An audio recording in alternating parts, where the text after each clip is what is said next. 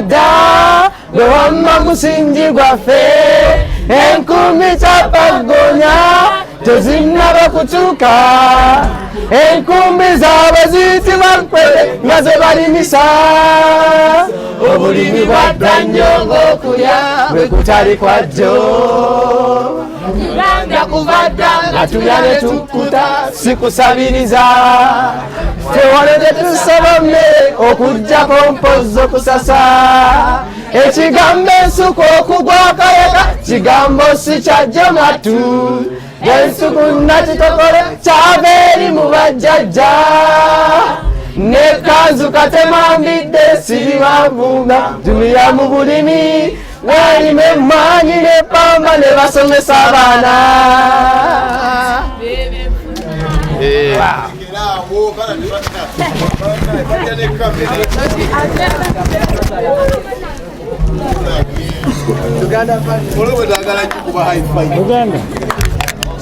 Oluganda kantwala omu yekka.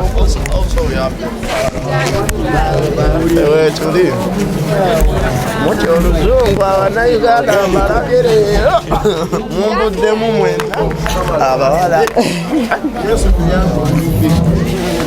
Luganda ab'emikwano abalungi abazadde ab'eŋŋanda bannange olunaku lwaleero lubadde lwa ttendo nnyo anti lonchi ya Namulonge Church of Uganda Kirimanyi concert bannange tunyumiddwa twogedde ku migaso gy'abalimi twogedde ku bulimi obuli mu Uganda kubanga obulimi yenkumbi ya gwe mugongo gwaffe wano mu Uganda bannange kibadde kisufu nnyo ab'emikwano ab'eŋŋanda abazadde tunyweze obulimi tukole n'amaanyi ng'Abannayuganda kubanga enkumbi gwe mugongo gwaffe abazadde abali eyo abaana temubalemesa okulima mubakirize balime kubanga ku agriculture kwe kuli omusingi ogw'amaanyi tweyanziza nnyo abazadde lonchi yaffe ewedde Kirimanyi concert Namulonge Church of Uganda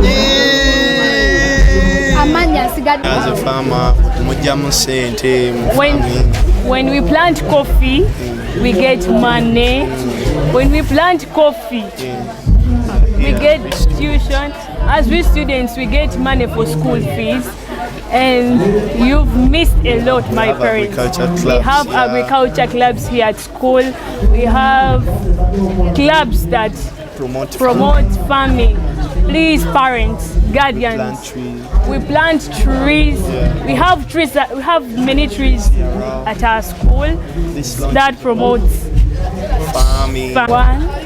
My name is Naigadora Martha and I'm a student of Namulonge Church of Uganda SS. We are here. You've missed a lot. We've launched a new song called Kirimanyi. It was a new song and it is so perfect. This song explains a farmer that farms coffee. This song explains how we should plant, how we should farm our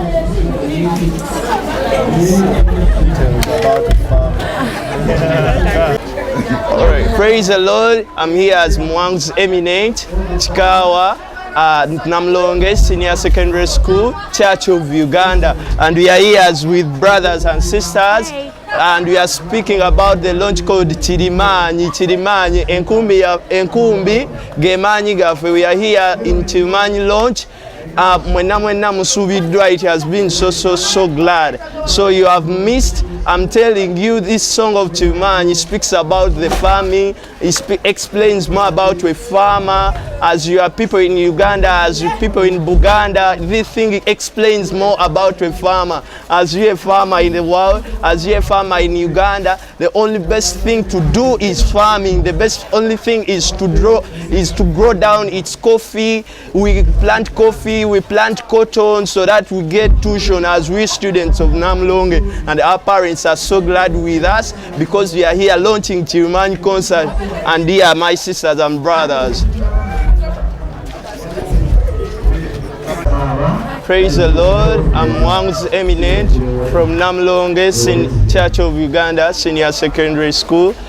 We are here as children of Namulonge, the school choir, tuli wano olwa launch bagiyita